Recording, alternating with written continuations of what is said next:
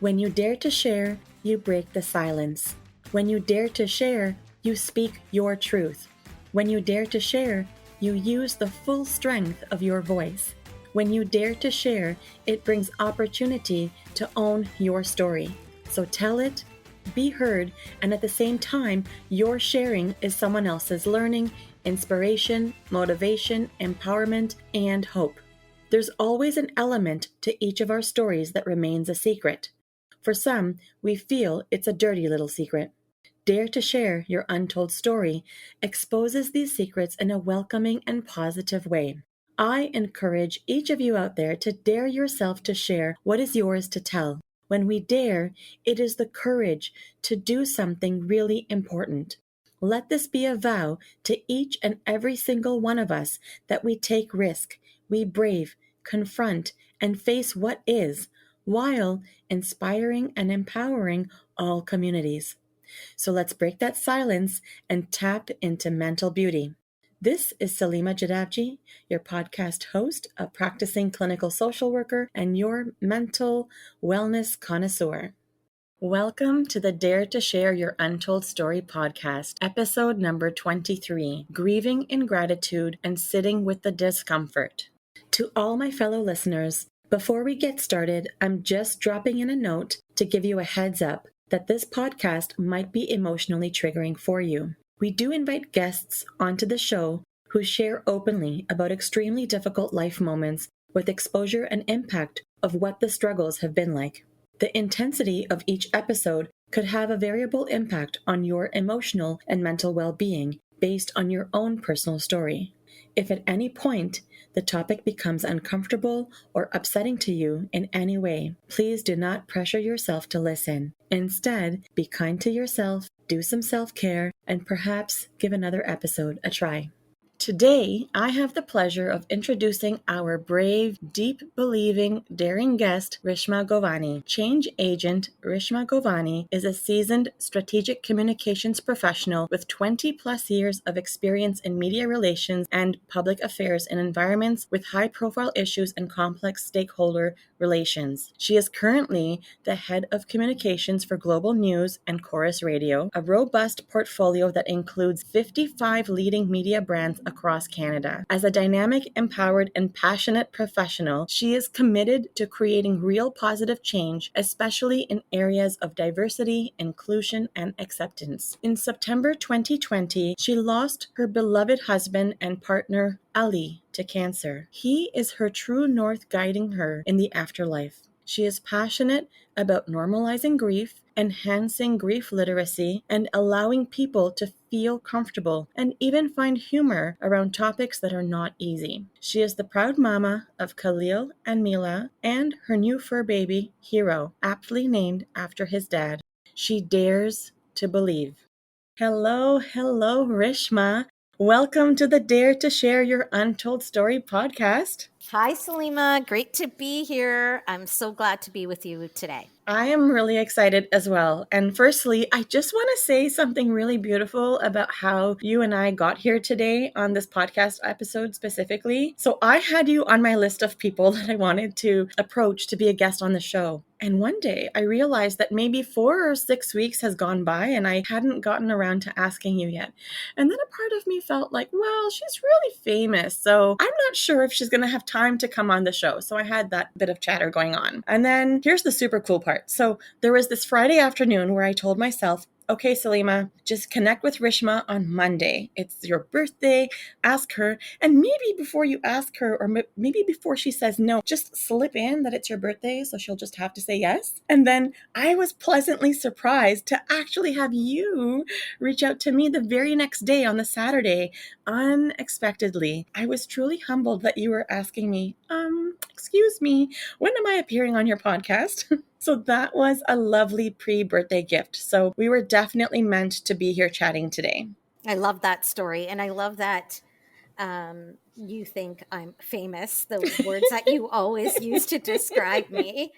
And I think it is, was serendipitous, the timing of me wanting to start to tell my story in a more active way and reaching out to people that I admire and trust.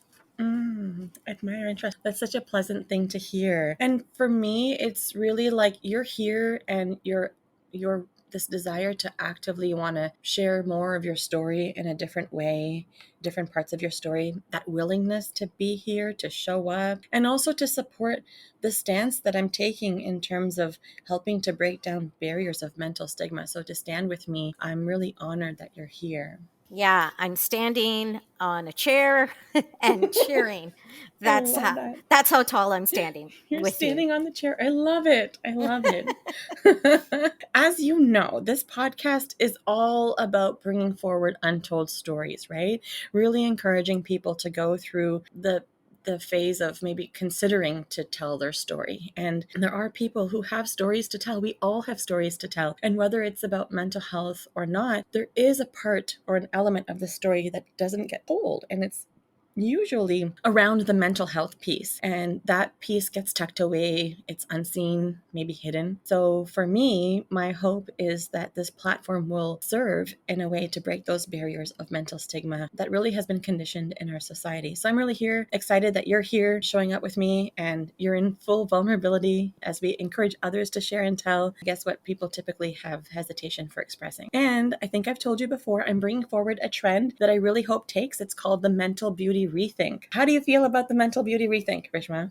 I like the way it sounds, and I Yeah. think it's overdue. The mental health rethink is catchy, and I think um, we all need to start thinking about it differently. And I think there's been a shift. I think people Mm-hmm. are starting to think about it and being open, Mm-hmm. generationally, culturally, even amongst different genders, men being able Mm-hmm. to um, have mental health checks and making that okay for men to Mm-hmm. do. Mm-hmm. I think it is shifting with It is shifting. Yeah. people like you at the helm. So Mm-hmm. yeah, I think it's a great start. Ready to roll with the questions? I'm ready. I love it. Let's do it. Give us the newspaper headline of how you would title your untold story. I'm terrible at headlines, and I'm curious about the world around me, particularly around people. I'm very curious about people, Mm-hmm. and sort of am a magnet, I think, to Mm-hmm. all types of people. And so my Mm-hmm. headline is mumbo jumboed into the hour of the day, or the theme of the day or the week. Mm-hmm. So that's a tough one for me to really dive into and just give one precise answer, because I think my headline would change a lot. It could be talking about diversity and being an advocate for that, and thinking global and acting local. It could be my mama hat is on strong, and I want to advocate for in-person school learning for the fall when my son goes to high school for the first time. I want to advocate for love above all. That's a Mm-hmm. headline I'd love to take to the grave. I'm not a one headline girl. It's like asking someone, what's your favorite song? But what about if we pare it down? What if we pare it down to like related to what we're about to unfold and talk about more today, or what your headline for today is about? Today it's unpeeling the onion, Mm-hmm.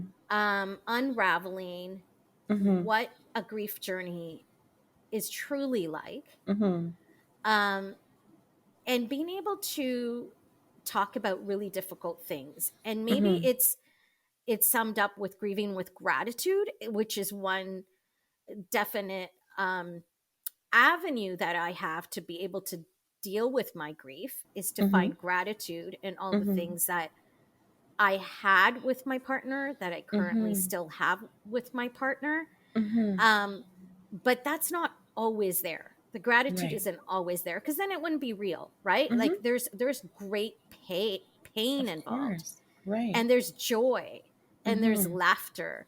So Mm-hmm. maybe, getting deep into today's topic would be grieving with gratitude, and maybe like sitting with, uncomfortable moments, um, Mm-hmm. and quiet moments, like being vocal but also Mm-hmm. being introspective. Yeah, vocal and introspective. I think that's a really nice way to articulate everything, not just the vocal and not just that part, but I guess when you talk about, yes, that's grieving and gratitude, but it's not always gratitude. There are so many other emotions that you experience. The unpeeling and the unraveling that really resonates with the topic of grief, at least it does for me. Can you share a little bit more about what your untold story is all about? Yeah, I tend to be a sharer, so there's Mm-hmm. bits uh that have been told and bits that have not been told. Okay. So I was deeply in love with my husband, who was deeply in love with me, and Mm-hmm. he had an unfortunate set of cards dealt to him Mm-hmm. some years back, and dealt with it like a champion. Mm-hmm. In fact, we would be at appointments. It was a really rare type of sarcoma, and we were, um, taken care of really well by the medical community, and Princess Margaret being one of our home bases. And I kid you not, that probably close to 3 times during that whole journey that lasted about 6 years, they'd had to ask who the patient was, whether it was me or him. Like, that's how well he looked. And that's how tired I probably looked. Like, you could have just, like, I could have been the patient that day, because it Right. wasn't an outward telling story all Mm-hmm. the time. There was definitely Mm-hmm. times when he did look ill, but not the typical. He, lived his life with gratitude and with, a carpe diem attitude. Like, it was Mm-hmm. seize the day, seize the moment all the time, prior to Mm-hmm. illness and during illness. And Mm-hmm. unfortunately, we were given a lot of bonus time. And so that's where gratitude comes in. I'm grateful Mm-hmm. for that. You Mm-hmm. know, it doesn't take the pain away, but it softens it a bit. And I think so, grateful for bonus time, but then the bonus time ran out. Right. And obviously greedy for more. Like, I want more and more Right. and more. I want more for Mm-hmm. my kids. I want more for myself. I want more for him. Mm-hmm. And so that journey, or that chapter in his life, came to an end about 7 months ago. It's been a interesting journey, experiencing this during, the pandemic, and Right. what I would describe as collective grief of Mm-hmm. everyone around me, Yes. but not grieving in a traditional way with my community or family and friends. And so it's going to be a really long journey ahead, because at one point, we're going to start seeing people again, and it's like, oh, now I got to deal with the hugs. I'm not sure how that will Right. feel. Like delayed Um, hugs, right? Delayed So, hugs and yeah. delayed grief, because there's Yeah. parts that it's There's actually parts that, been. yeah, there's parts that have been parked and paused, right? So that, without that added pressure of having to see people, it allowed me to go deeper into myself, which is healthy, which is good, right? So there's pros and cons of how this is all played out. What else can you share about this unfolding of this process of, witnessing your husband, your partner go through all of what he had been going through, handling it like a champ, as you said? What was that like for you? It was a journey so strong, right? Like, when you think about role modeling and Mm-hmm. admiring, Mm-hmm. and he was big on the, in the Marvel brand, and Mm-hmm. watching all these superheroes with the kids, and I never really Mm-hmm. took interest. It was sort of their thing, and they would Yeah. go on opening night and be like going crazy over getting tickets for this show and this show, and I really took a back seat to that. It wasn't my genre. I've since started to get into them and start to appreciate, wow, these are solid, these are amazing, and deep storylines. um Talk about Wanda, like WandaVision, like that's just grief and a love story, and Wanda and Vision. And so, Mm-hmm. but all new to me, like really new, like 2021 new, Mm-hmm. and so he, being amongst the kids there, there's a superhero theme going on in our lives while they're growing up. Like, he's Mm-hmm. that powerful to me in terms Right. of, because it's all like inner demons, and like Mm-hmm. this Jedi attitude, and being able to really strongly have the will to live and live with quality. And he had that. And his physical ailments, like scientifically fact based, it's amazing the things that he could do. Living with someone like that, was such an incredible experience. It wasn't just his illness, it Yeah. was the family illness, it was my illness, right? It was our journey, it was our Right. illness. Right. So when we would come across others, we would be able to pass on advice or wisdoms or empathy. It seems like when I'm hearing you share all of these aspects of, Ali being the superhero above all, and you talk about how powerful that metaphor was for you and sharing about his positive growth mindset, it must have been such a great influence to be around him in a way where you said he was choosing to live. And so he was choosing to live each day knowing that, he didn't know how long he had. That must have been a really really influential for you and for your kids too. Influential and intense. Like Right. that's a hard pace to keep up to. Of course. And the expectations being high of Mm-hmm. like, we can't just sleep in. We got to Mm-hmm. do this because it might be the last time we do this. Right. And being a go-getter myself, Mm-hmm. wanting not to disappoint him, but in truth, actually wanting to sleep a little longer. And so as a caregiver and as a Mm-hmm. partner, you know, Mm-hmm. that could be difficult too, because Right. it's not a sustainable model, right? Right. To be able to go on that pace. But you know, we were able to do it, and we were happily doing it, I would say, majority of the time. But then there were unhappy points too, right, where it just becomes way too much, especially for me, who was carrying uh, that burden, dealing with someone who's so open and vulnerable, Mm-hmm. and then the partner Mm-hmm. is like that too. So it Right. can be intense. Of course. Yeah, I definitely hear all the intensity that you endured as well, and that you were a champ too, handling, managing that intensity, giving your all to him as he gave all to his life. And trying to keep the spirits in such a way where that go-getter attitude allowed you all to maximize on time, maximize on that bonus time. It's the greatest lesson, right? And it was Mm. embraced early. It wasn't just talk, Mm-hmm. it was real. Mm-hmm. And I think it served as inspiration to other people who come and say, this is what you guys taught us. And there Mm. couldn't be anything more flattering.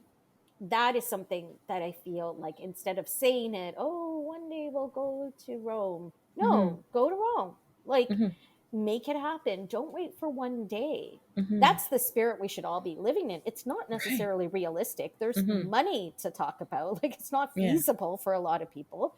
Right. Time is hard to get for a lot of people who work in industries where it's hard to get time off, you know? Yeah. So Mm-hmm. money, resources, time, that's not like something that's just afforded to everyone. Mm-hmm. So it's a lofty thing to say, I have a bucket list and I'm going to start checking it off. But bucket lists get very expensive. They do. Very, They very do. quickly. They And do. and we were Mm-hmm. able to manage through it. But Mm-hmm. again, you think about sustainability, right? Right. And then things Mm-hmm. coming to a halt, where I'm sure there would have been a trip or two more. Every trip required very careful consideration. What's going to Right. happen at Pearson? Will there be a wheelchair? Do I want to go on the golf trolley? It's such a Right. big airport to navigate and to Mm-hmm. be on your feet. Mm-hmm. And what happens when you get to the airport, on the receiving end? What happens at the resort? Like, Right. it was very um, extra layers involved, right? In Yeah, choosing where that's a we're lot going of to stay. strategy. A lot of Yes, a strategy. lot of strategy. Are we getting a door near? Are we getting a room near the elevator? Are we, how far are we from town, from a hospital, from, you know, all these different considerations, that we kind of got used to doing towards the end. And we went there, and I'm so grateful. It was amazing. And Mm-hmm. that was January 2020, and then March 2020, we know the world changed forever. I am curious, Rishma, if it's okay to ask, what do you remember being one of the most difficult moments that you experienced with this grief journey when Ali was still around? Every appointment was difficult. Mm-hmm. Every appointment was a this is it moment. The initial diagnosis, you know, was with someone who was inexperienced in the room, and accidentally, kind of gave it away that there wasn't much time left. Really? She was wrong. It Okay. wasn't a few months, we got years, right? Right. But knowing that in the back of our head, it Mm-hmm. always sat there. And it wasn't her fault. It was just the way that the whole conversation went. It wasn't Right. the main oncologist, who was frankly a brother to Ali. That really was difficult. Each Mm-hmm. appointment when we were getting bad news, and we got Mm-hmm. bad news all the time, Mm-hmm.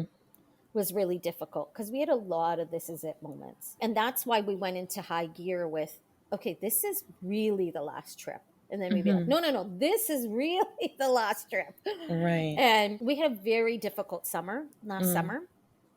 And I know a lot of patients, I'm learning, go through this, and a lot of families go through this. And I think Mm-hmm. it's the cocktail of medication that Ali was on that unfortunately changed his demeanor and his personality from a guy who's scared of literally ants to being someone who quite different from that was difficult. The Right. personality change was very, very Right. difficult, and it was difficult navigating what really was the issue Mm-hmm. at the root of it. Mm-hmm. And within our circle of care, we had so many people who were noticing that this is not him. Mm-hmm. We had personal support workers, we had Mm-hmm. pharmacists, we had nurses, we had Mm-hmm. sociologists, psychologists, everyone. But at the main helm, we had a palliative physician who actually just kept adjusting meds and was not looking at it holistically. And that really put a dent in our relationship and the dynamics of the family and the summer. And luckily we were able to get him off some of that stuff. It was very challenging, and it was distressing, Mm-hmm. and it was heartbreaking, it was devastating. You're already dealing with a primary disease, and in order to give quality of life, you're giving meds, and those meds have benefits, but Right. those meds also have severe side effects. Yeah. And Yeah. someone who basically always suffered from the side effects, you name a side effect, this guy would get it, Mm-hmm. right? Right. And it's swelling of the feet, or it's whatever it would be, he would Right. get it. That was really difficult because it created mistrust, and it Right. created doubt. I was really angry during that phase too, because it was a lot of suspicion and doubt Mm-hmm. being cast. But when you were in it, when he was having those medications, and like you said, he was having one side effect after another, and if it was labeled that this is going to be a side effect, he would get it. Did it feel like you were walking on eggshells, just not knowing what was going to happen Yes, next? there was Yeah. so much uncertainty and Yeah. eggshells all the Mm-hmm. time, because you're solving one problem, Mm-hmm. right? Mm-hmm. And it's a pain medication. Mm-hmm. Mm-hmm. These are narcotics. Mm-hmm. These are heavy, Mm-hmm. heavy drugs. It solved one problem, but it's giving another five. Right. And he's not just on one. He's on Mm-hmm. like all kinds of things at different points, and self-managing, because he was so independent in Mm-hmm. being able to do that, Mm-hmm. to try to like take a step back and really analyze. And there's some great apps and stuff that you can use, and it was intense learning in an area that I didn't know. And I had like, great support from his pharmacist. Oh, his team was amazing, to try to really get to the bottom of what is happening here. But you could pinpoint it, like no matter what people were giving you, suggestions of the possibilities of what it could be. Was there something in you? Is that what you're trying to say? Is that there was something in you telling you, like, no, there's something more. There's something more that's Yeah, I off. didn't know it was the medicine. Yeah, you didn't know. I You couldn't pinpoint that it was the medicine, Yeah, but you pinpointed that something else is going on. There's something else. Like, yes, maybe there is an end of life existential piece, or there's the COVID stress or the COVID fatigue, but you could sense there was more. yeah, and maybe it was a combination of all those Mm-hmm. things. Maybe there was Mm-hmm. some stuff happening in the brain. Maybe there Mm-hmm. was, Mm-hmm. we weren't able to do regular scans anymore Mm-hmm. because we're not available. At the root of it, yes, intrinsically, I knew something's amiss, and it's like kind of being a detective, and you know, Mm-hmm. some really scary things to uncover, right? And it's like this mystery you're trying to solve, and it's like, Mm-hmm. one door closes, another door closes, and you're just getting dead ends and going, what could possibly be there? Unfortunately, one wasn't supported by the one person who had ultimately the control in the situation, which is just the hierarchy of the way the medical system works. Because even though we had 12 people advocating, the one guy on top, was just thinking this was either marital stress or not being able to acknowledge that he may be part of the problem. And he's the one in that lane, if there's multiple lanes involved in the lane, Right. that's in charge of the medicine. So either you've screwed it up really bad, Mm-hmm. right? And Mm-hmm. can't take responsibility. So you're going to like deflect, or Mm-hmm. you're just inexperienced, which is shocking to me if it is a Mm-hmm. palliative physician. It's like, you Right. don't know grief. Like, you don't understand Right. grief. That's an expectation for any family member to have who has a loved one in palliative care. That is an expectation you have from the medical team. Yeah. And he Right. was home, Mm-hmm. and there was a lot of upheaval. So Mm-hmm. it's a very convoluted and complex and could go on for days answer, Right. but Mm-hmm. it's very clear to me when you say what was the most difficult part. Those were the difficult ones. Yeah, like there were so many, but There were so many. that Mm-hmm. trumps it all. That it was 3.5 months of hell. That is quite a bit, especially when you describe the intensity of like the personality changes and what some of the pieces that were happening, the changes that you were noticing, and how it was the upheaval was not simple to identify or define. That there were all these like subtleties that you had to pay attention for and advocate, right? It's advocating, and I Yes, think that it gets lost for so many people. it And does. there could be language barriers. Mm-hmm. You have to be so verbal and Mm-hmm. know the words, otherwise you're not taken seriously. Mm-hmm. And I'd hate to ever leave an impression of him like that, because anyone who knows him and who doesn't know him or knows of him, he's such a kind, gentle soul. So Mm-hmm. we knew that there was absolutely no way that these words or actions could come out of a man like that. It just Right. didn't add up. Yeah, it didn't add up. It didn't fit in any way, shape, or form.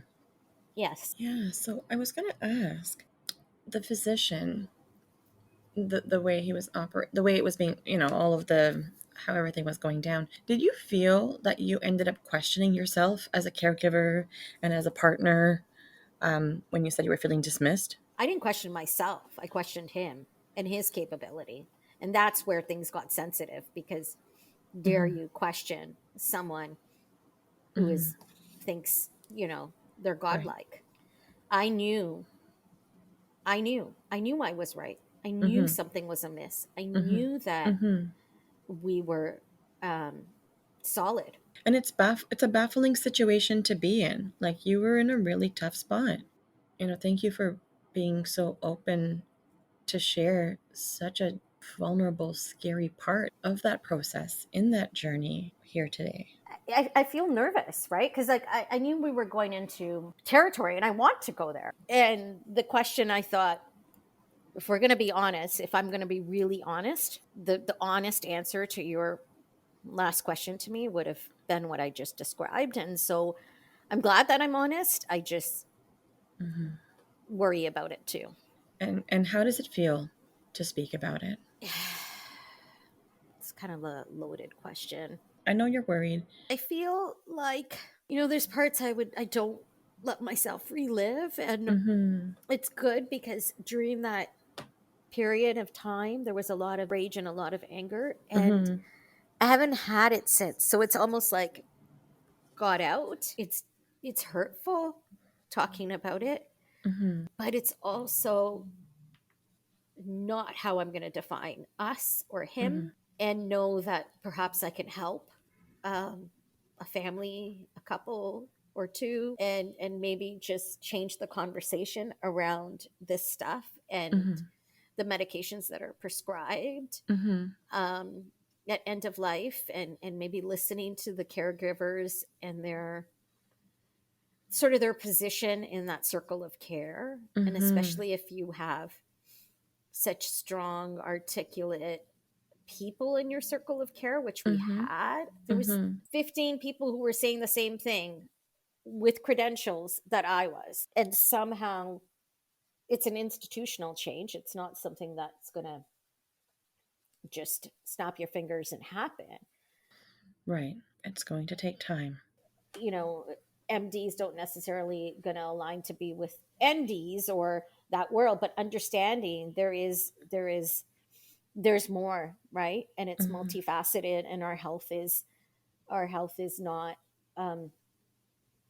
you know, it's not just in one lane. All these lanes are intercepting, and so what your chiropractor is saying also impacts your health. What your pharmacist is saying, right? What your social worker is saying. What all these people are experts and should be given respect to what they're seeing. And the nurses are, you know, the angels. They're the ones that are, the doctors don't really visit often, you know, and it's that they should have more equity and more of a voice and more clout.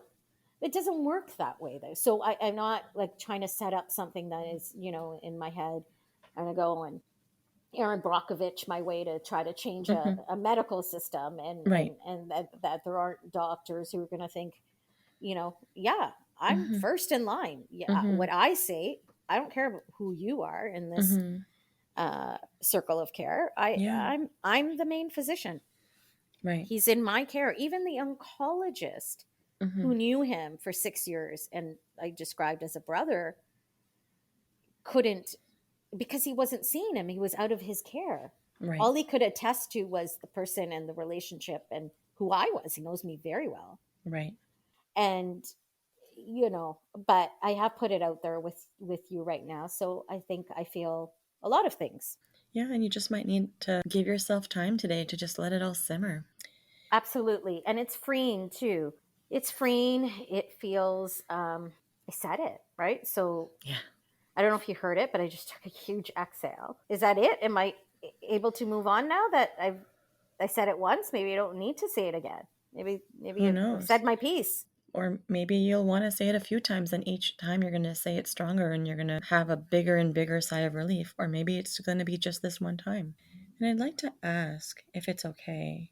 You know, you talked about the anger and bitterness and not wanting to relive certain parts that you did have to live through during your difficult moments. I'm a little bit curious about how your mental health was impacted during all of this, you know, while Ellie was around, even after he passed in September. You know, you talked about the anger and the bitterness, but I also know that it did take a big toll on your mind and your emotional and mental state. So is there anything more that you can say about the impact? Yeah, and I think some stuff I definitely want to share there. So we did a lot of therapy together as a couple when this was happening. We were actually like, this is the worst thing that happened. Let's work on it. And we would do sessions together, and then we would do sessions individually.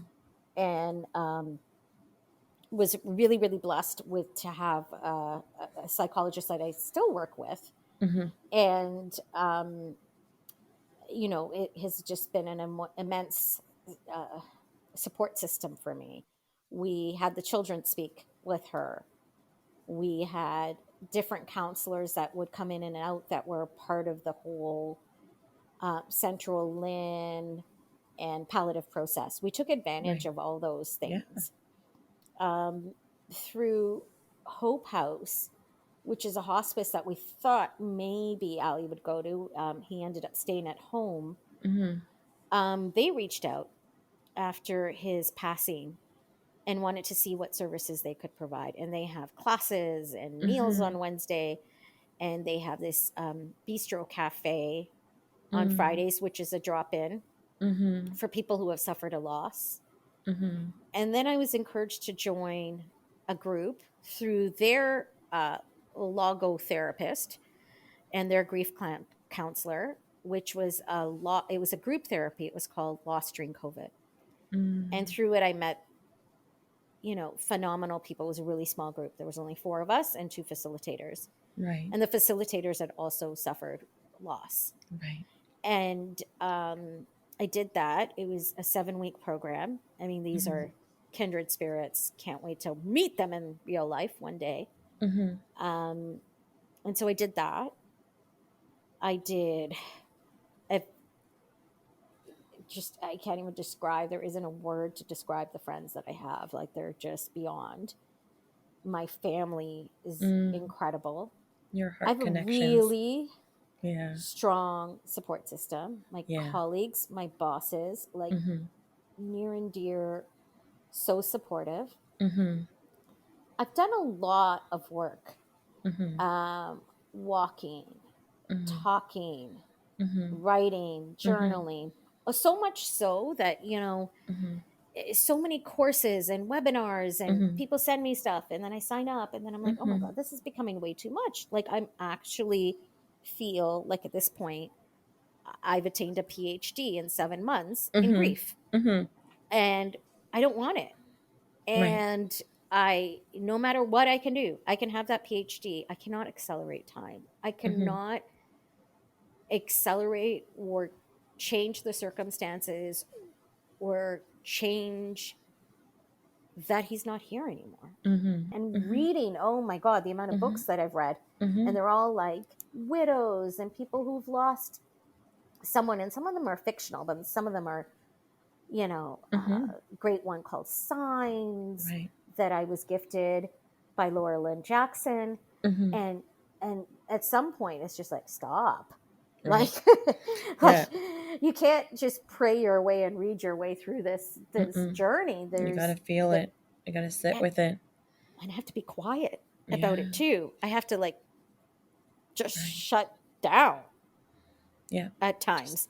just sit in the silence. So Rishma, I'd like to ask, or I'd like to share with you, for me as a therapist, when people come to see me for therapy, people are typically in one of three places when they come to see me. So some are getting started, where trying to figure out what they even need to sort out, what they need to talk about, what they need to sift through and organize to start carving out a path. Some are in the middle, just really in the thick of things and really needing support in that moment for what is happening in their present world. And some are looking back, maybe reflecting on what part of their journey that they can look back on, or they're like getting closure so they can step into moving forward. What part of the journey would you really say that you're in? Do you feel like you're getting started, in the middle, looking back, or moving forward? Where do you see yourself? A bit of moving forward, a bit of in the middle. Mm. I don't think I'm starting. I think I've Mm-hmm. done a lot of work, Mm-hmm. and Yeah. not just like done the work and wrote this exercise out on a paper. I've Mm-hmm. talked to a medium, I've talked to an astrologer, I've done Mm-hmm. like the amount of things I've done, but like Mm-hmm. felt it, like Yeah. really You felt felt. it, Yeah. and allowed myself to break down over and over and over again. And so I'm not starting out. I couldn't say I'm complete because there's no end point to me. I think I'm making good progress, Mm-hmm. bit by bit, step by step, day by day. Mm-hmm. Um, and I have one foot in front of the other. So that is a bit of, I read something and it was like, it's not about moving on, it's moving forward. So I really like that you positioned it that way, Mm-hmm. that it is moving forward. Mm-hmm. And how can you not? Because time doesn't stand still for It grief. doesn't. It There's really still doesn't. laundry. Right. There's still milk that needed to be bought, whether it was a funeral day or not. There is responsibilities. There Mm-hmm. is the world changes. There's elections, and there are issues and COVID, and like, it's not like, you just stop. So you got to roll with it, and you have to be moving. And I also am trying to physically move more. And when I physically move more, I'm finding all my ideas and um, creative juices are flowing and moving alongside with that movement, Mm-hmm. which has been really good in the last couple weeks for me, Mm-hmm. especially with all the sunshine that's happening Mm-hmm. at least in Ontario and Mm-hmm. Toronto. Mm-hmm. So I think moving forward, work in progress. I always define myself as a work in progress. It's not Right. going to be a polished statue here. Right. I'm not aspiring to be that, nor Mm-hmm. will I ever be that. So I think I have realistic expectations of it's a long journey. Some Yeah. people say the second year is much harder than the first year. There's been a Mm-hmm. lot of action oriented stuff, right? When you're taking care of someone's affairs Mm-hmm. and taxes and things that are Mm-hmm. just Mm-hmm. ongoing that eat up Yep. a lot of time, right? They're logistically complicated, logistically needing to be taken care of. So, yes, some stuff hasn't been dealt with in terms of heart. And I think with time and less of those pressures, one by one being checked off, that I will have that time. I'm hoping for a lighter summer. I'm hoping for a summer that's a little bit more gracious in terms of me time and downtime and not checklist time. What I'd like to ask is, with regards to your journey, or even if you want to point it in the direction of grief literacy, what is your key message to the listeners of our show? You're not alone. There's a lot of people going through this. In fact, I think every family has someone going through it. Mm-hmm. Um, reach out Mm-hmm. to me. I'm Mm-hmm. your girl. I sincerely mean that. I don't know who you are. I don't know who you are that's listening to me, but I really mean that. And it may be in a very small way. I might not be able to offer a lot, but I'm a good listener as much as I'm a big talker. You'd be surprised. I actually can listen. Uh, um, again, you're always working on that, but I think there's resources in the community. There's a Mm-hmm. lot.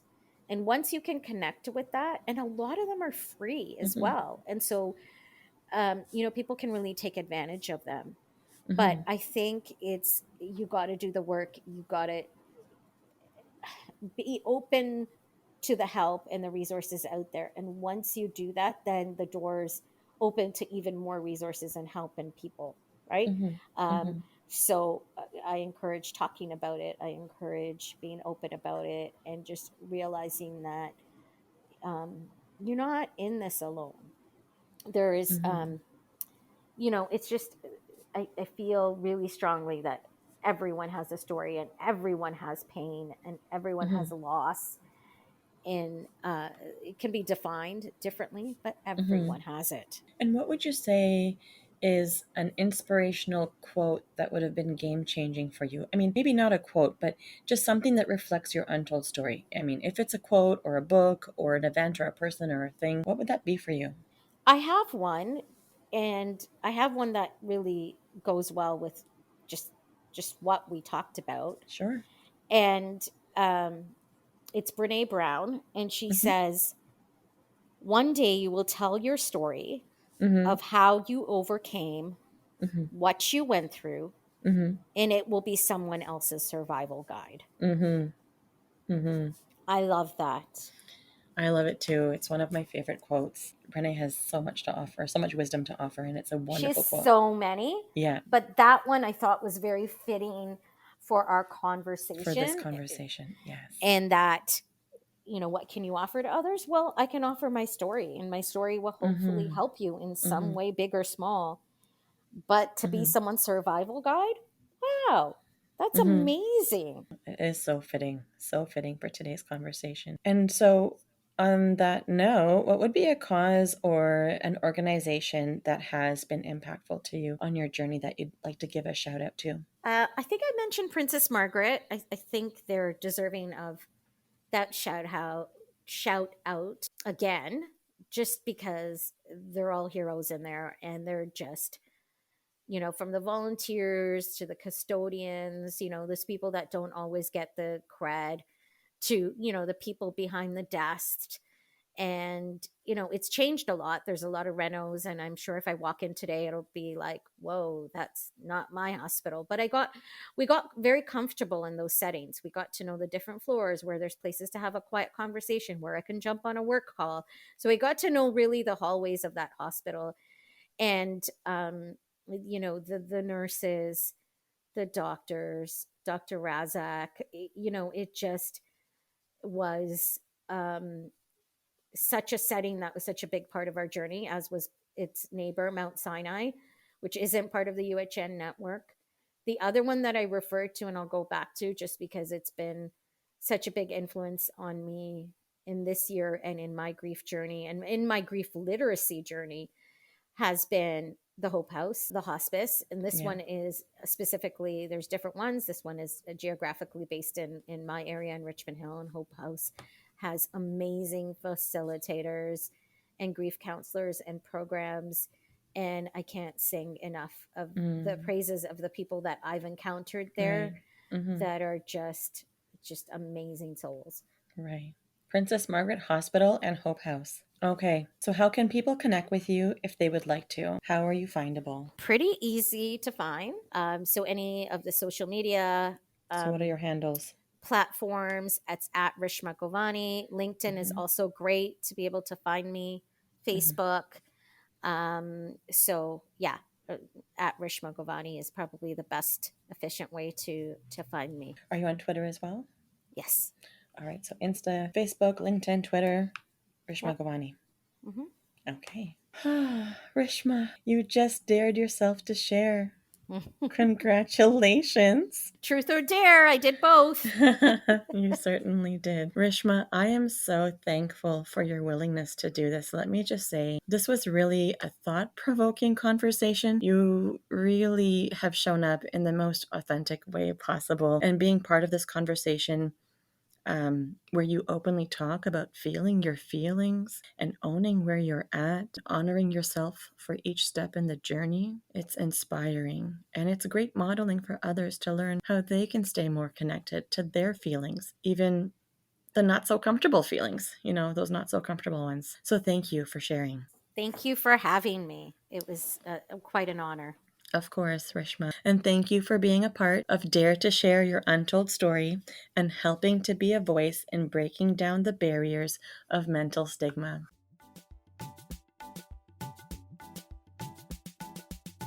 To all of our listeners, if you like what you've been hearing on this podcast and you want to be part of breaking down barriers of mental stigma, I invite you to go wherever you are listening to the episode and hit subscribe. Leave us a comment or a review of the episode and maybe how you relate to it. To learn more about what we offer, visit www.daretoheal.co. And if you are feeling ready and brave to share, please submit your story by visiting www.daretoshare.co. Thanks for joining in.